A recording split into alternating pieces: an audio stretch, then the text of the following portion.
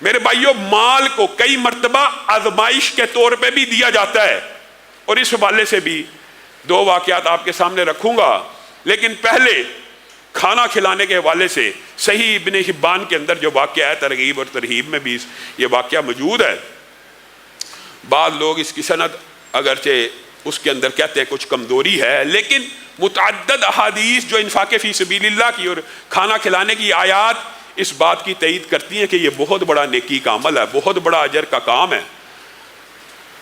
وہ واقعہ یہ ہے کہ نبی کریم صلی اللہ علیہ وسلم نے ارشاد فرمایا، پرانے زمانے میں ایک راہب ہوا کرتا تھا، راہب، وہ 60 سال کا اعتکاف اور عبادت کر چکا۔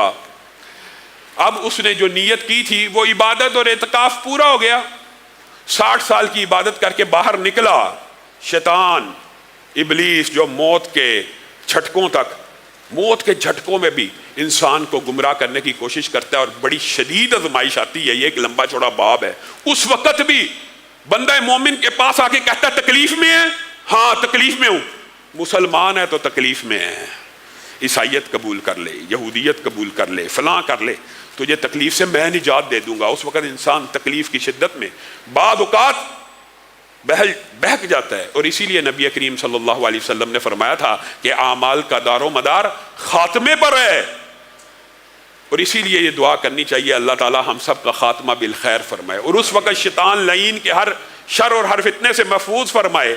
یہ 60 سال کا عبادت گزار ابلیس نے ایک عورت مزین ڈیکوریٹ کر کے 60 سال اعتکاف میں بیٹھا رہا، کوئی چیز دیکھی نہیں، باہر آیا عورت کے فتنے کا شکار ہو گیا۔ گفتگو سے جو بات شروع ہوئی، نتیجہ وہاں پہ نکلا جو ایک شادی شدہ مرد اور عورت آپس میں کرتے ہیں۔ اب یہ کام تو ہو گیا، ہے تو عبادت گزار تھا، پشیمان ہونے لگا، بے چین ہو گیا، دل کی دنیا بدل گئی، یہ میرے سے کیا ہو گیا، یہ کیا کر بیٹھا ہوں۔ وہ جو بھوک لگی ہوئی تھی وہ بھوک بھی، جو شدت تھی اس میں کمی آ گئی۔ ایک فقیر نے ندا لگائی، مجھے بھی اپنے مال میں سے کچھ مال دے، میں بھی بھوکا ہوں، جس طرح تو بھوک کاٹ رہا ہے مجھے بھی بھوک لگی ہے۔ 2 روٹیاں پڑی تھی، دے دی۔ اپنی اس غم کی کفیت میں، اسی شدت میں ادھر 2 روٹیاں دی، اسی کفیت کے اندر اللہ رب العزت کا حکم آ پہنچا، اس کو اٹھا لیا گیا۔ نبی کریم صلی اللہ علیہ وسلم نے ارشاد فرمایا 60 سال کے زنا کو، 60 سال کی عبادت کو، 60 سال کی عبادت، اعتکاف، سجدوں اور رکوع کو ایک پلڑے میں ڈالا گیا، اور ایک وقت کے زنا کو دوسرے پلڑے میں ڈالا گیا۔ ہم نے اس گناہ کو کتنا ہلکا سمجھا ہوا ہے۔ ایک وقت کا زنا ایک پلڑے میں ہے، اور 60 سال کی عبادت، ریاضت، محنت، مشقت دوسرے پلڑے میں ہے۔ جب وزن کیا گیا زنا کا پلڑا بھاری ہو گیا، اور یہ بندہ پریشان ہو گیا، اور یہ بندہ جب اس کو یقین ہو گیا اب میرا جہنم میں جانے کا وقت آ گیا ہے، کہیں سے 2 روٹیاں آئیں اور نیکیوں کے پلڑے میں ڈال دی گئیں، جس کی وجہ سے اس کی کفیت بھی اس میں شامل ہے، لیکن جس کی وجہ سے اس کا نیکیوں کا پلڑا بھاری ہو گیا۔ میرے بھائیو، ہم نے یہ نیکیاں بڑی معمولی سمجھی ہوئی ہیں کہ یہ نیکیاں بڑی چھوٹی ہیں۔ رزق بعض اوقات دیا ہی اس وجہ سے جاتا ہے، اللہ رب العزت بعض اوقات رزق کی کثرت، محدثین نے لکھا ہے رزق کی کثرت، ایک تو کل آپ کے سامنے رکھا تھا، جس کے پاس رزق نہیں ہے اس کا ایک علاج صدقہ ہے، جو بیمار ہے اس کا ایک علاج صدقہ ہے۔ اور رزق کی کئی مرتبہ کثرت صرف اس لیے وہ دی جاتی ہے کہ آزمایا جائے کہ اللہ کے نام پہ اگر کوئی مانگنے آتا تو اس کو دیا بھی جاتا ہے یا نہیں دیا جاتا۔ ام سلمہ سے یہ روایت بھی ملتی ہے کہ ایک فقیر نے آ کے اللہ کے نام پہ مانگا تھا، ایک گوشت کا ٹکڑا پڑا تھا، کہا رسول اللہ کے لیے رکھ لیتی ہوں، رسول اللہ کے لیے رکھ لیتی ہوں، نہیں تھا دیا، اس کو دعائیں دے کے بھیج دیا۔ رسول اللہ آئے تو وہ گوشت کا ٹکڑا پتھر کا بن چکا ہوا تھا۔ کئی مرتبہ رزق حلال فراخ انسان کو آزمانے کے لیے بھی دیا جاتا ہے، رزق حلال دیا جاتا ہے آزمانے کے لیے، جب اس میں سے اللہ کا حق نہیں دیا جاتا وہ سارے کا سارا رزق حلال بھی تلف کر لیا جاتا ہے۔ اور وہی بات جو آپ کے سامنے رکھتا ہوں کہ بندہ کہتا ہے کہ رب نے میرا رزق بند کیا، نہیں کلا بل لا تکرمون الیتیم، تو نے یتیموں کی اکرام نہیں کیا، تو نے ان کو کھانا نہیں کھلایا، تو نے ان کو کھانا کھلانے کی رغبت نہیں دی۔ اور یہ مشہور واقعہ ہے، ایک پرانے دور میں حدیث سے ثابت ہے، 3 شخص ہوا کرتے تھے، ایک کوڑی تھا، ایک گنجا تھا اور ایک اندھا تھا۔ اب یہ بیماریاں ایک فرشتے کو ان کے پاس بھیجا گیا باری باری. کوڑی کے پاس فرشتہ آیا, کیا چاہتا ہے؟ کہا جسم سے بدبو آتی ہے, جسم بالکل زخموں سے بھرا پڑا ہے, لوگ نفرت محسوس کرتے ہیں, پاس آتے نہیں ہیں. اگر جسم اچھا ہو جائے تو رب کی بارگاہ میں کیا کمی آ جائے گی, رحمتوں کا نزول ہو جائے, مراد یہ ہے, مفہوم یہ ہے. کہا جسم بھی اچھا بھلا ہو جائے گا. مال کیا چاہتا ہے؟ اونٹنی سے بڑی محبت ہے, اونٹوں کا چرواہا بننا چاہتا ہوں اور چاہتا ہوں مال کے اندر اونٹ ہو. فرشتے نے ہاتھ پھیرا, کوڑ ساری جاتی رہی, ایک حاملہ اونٹنی بھی دی, اور پھر گنجے کے پاس گیا. کہا تو کیا چاہتا ہے؟ کہا بال چر رہے, جسم پہ بال کا نشان نہیں, عجیب و غریب حالات ہیں, لوگ اجابت سے محسوس کرتے ہیں. اگر بال ہوں تو میں بھی عام لوگوں کے درمیان ہنسی اونشی پھر لوں. کہا بال بھی مل جائیں گے. مال کیا چاہتا ہے؟ مال گائے چاہتا ہوں اور میرا دل کرتا ہے گایوں کے ریوڑ ہوں میرے. اچھا, ایک حاملہ گائے بھی عطا کی. اندھے کے پاس پہنچا, تو کیا چاہتا ہے؟ ساری دنیا رب کی قدرت کے نظارے دیکھتی ہے, میرے جی میں بھی تمنا آتی ہے کہ میری بھی آنکھیں ہوں, میں بھی کھیت کھلیان ندیاں چشمے دیکھ لوں. وہ بھی تجھے عطا کیا جائے گا. مال کیا چاہتا ہے؟ بکریوں کو چاہتا ہوں, بکریاں محبوب ہیں, بکریوں کے ریوڑ ہوں. ایک حاملہ بکری اس کو بھی دی. پھر ان حاملہ اونٹنی جو اللہ کی طرف سے عنایت کرتا, اور رزق تو ہوتا ہی اللہ کی طرف سے عنایت کرتا ہے, یہ آپ کو کسی نے مغالطہ ڈال دیا, آپ کی محنت کی کمائی ہے. محنت کی کمائی, اگر محنت کی وجہ سے رزق ملتا تو دنیا کے اندر سب سے زیادہ رزق مزدوروں کو ملتا, جو صبح 8 سے لے کے 5 تک سیمٹ اٹھا رہے ہیں, بجری اٹھا رہے ہیں, ڈھو رہے ہیں, محنت کر رہے ہیں. محنت سے رزق نہیں ملتا, رزق قسمت سے ملتا ہے, تقدیر سے ملتا ہے, اللہ کی عطا ہے. جس کو مل جائے شکر ادا کرے گا تو اللہ بڑھاتا چلا جائے گا اور آزمائے گا بھی. مال دے کے اللہ تعالیٰ آزماتا ہے. وہ خدا کا کرنا یہ ہوا, اللہ کی طرف سے عطا کردہ اونٹنی کے بچوں کے ڈھیر لگ گئے, گائے کے بچوں کے ڈھیر لگ گئے, بکریوں کے بچوں کے ڈھیر لگ گئے. اب تینوں مالدار اور تونگر ہو چکے ہیں, صحت بھی مل گئی اور مال بھی مل گیا. اب آزمانے کا وقت آ گیا. ایک سوالی کے روپ میں کوڑی کے پاس بندہ آیا اور آ کے کہنے لگا اللہ کے مال میں سے مجھے بھی کچھ عنایت کر دے. کوڑی کہنے لگا اللہ کے مال میں سے, یہ مال تو میرے باپ دادا جائیداد جدی پشتی خاندانی رئیس یہ وہ, یہ مال یہ تو میری ہاتھ کی کمائی ہے. تو مجھے اللہ کے عطا کردہ مال کی کیا بات کرتا ہے؟ یہ مال تو میں نے اپنی سٹرگل محنت سے کمایا ہے, میں نے بہت ان کی رکھوالی کی ہے. یہ جو تو اونٹ کے ریوڑ دیکھ رہا ہے, یہ تو سمجھ رہا ہے کہ ایسے ہی آگے ہیں, بڑی محنت کرنی پڑتی ہے, چرانا پڑتا ہے وغیرہ. مفہوم آپ کے سامنے رکھ رہا ہوں, ایسے نہیں بڑھتا مال, مال کے لیے سٹرگل کرنی پڑتی ہے. اچھا, اور تو ایک بیمار مریض کوڑی نہیں تھا ہوا کرتا جو لوگ تیرے پاس آنے سے کتراتے تھے؟ اور نہیں تجھے کوئی غلط فہمی ہوئی ہے. اگر تو سچا ہے اور اگر تو جھوٹ بول رہا ہے, دونوں باتیں ہیں. اگر تو سچ کہہ رہا ہے تو تیرے پاس تیرا مال رہے, اور اگر تو جھوٹ بول رہا ہے تو اللہ تیرا مال تلف کر دے. کوڑی بن جاتا ہے, سارا مال ہلاک ہو جاتا ہے, گنجے کے بعد جاتا ہے. یہی سوال کرتا ہے گنجا بھی بعین اسی طرح جواب دیتا ہے, میں تو جدی پشتی رئیس ہوں, یہ مال میں نے بڑی سٹرگل محنت سے بیچ کے دودھ بیچا, یہ فلاں لمبی کہانیاں جو ہوتی ہیں کاروباری لوگوں کی کہ یہ آپ کیا سمجھتے ہیں یہ ایک بینس سے ویسے ہی 40 ہو گئی ہیں, یہ بڑی سٹرگل اور محنت کا کام ہے. اچھا, تو بڑا بیمار تھا, تیرے پاس تو لوگ نہیں تھے آتے, ایسی تو کوئی بات ہی نہیں, میں تو خاندانی رئیس ہوں. یہ ہے, اگر تو سچا ہے تو تیرے پاس مال رہے, اور اگر تو جھوٹا اللہ تیرے مال کو تلف کرے ہو تو یہ تیری حالت میں واپس پہنچا دے.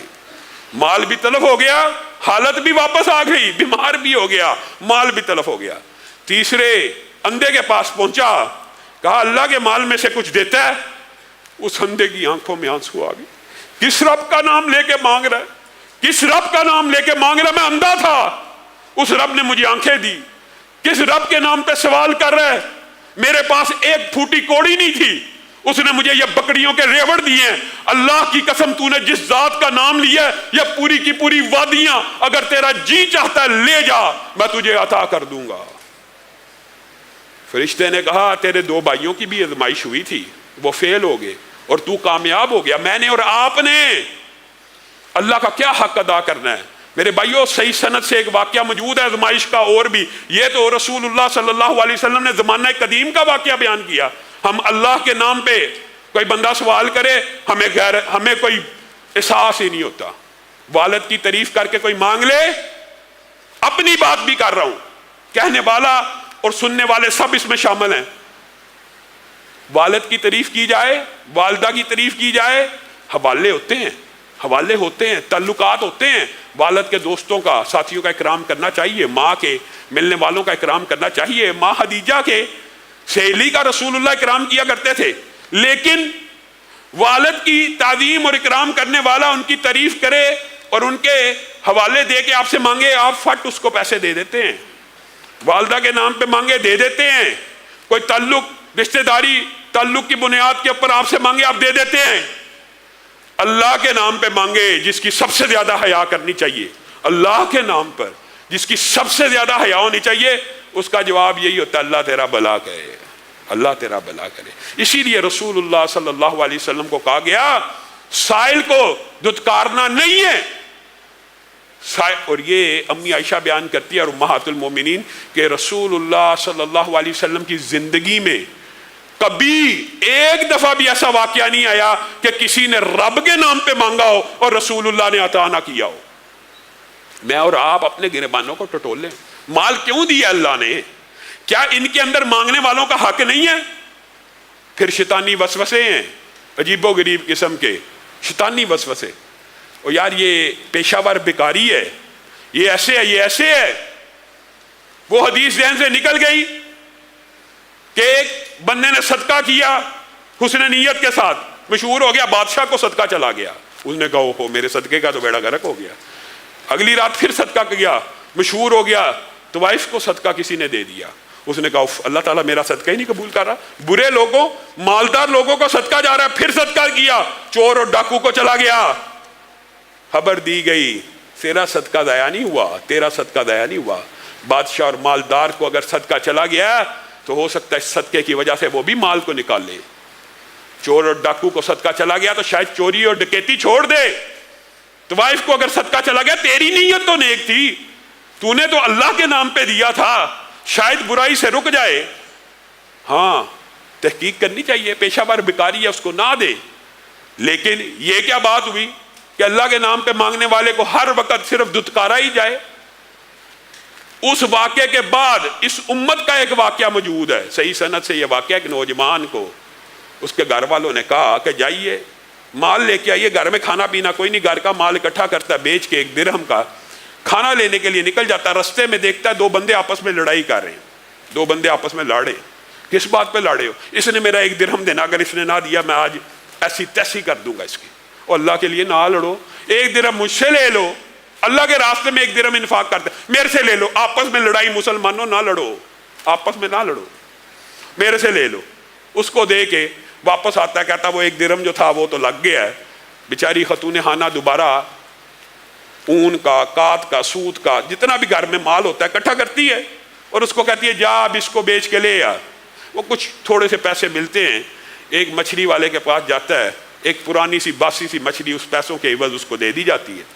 وہ مچھلی لے کے گھر آتا ہے, عورت مچھلی کو کاٹتی ہے, اس کے پیٹ سے ایک موتی نکلتا ہے, مشہور واقعہ آپ سب نے سنا ہوگا.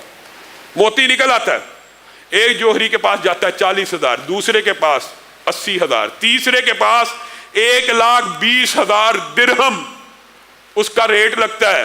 1,20,000 درہم لے کے آتا ہے. آزمائش کا وقت آ گیا. ایک شخص آتا ہے, کہتا ہے اللہ کے مال میں سے مجھے عطا کر دے.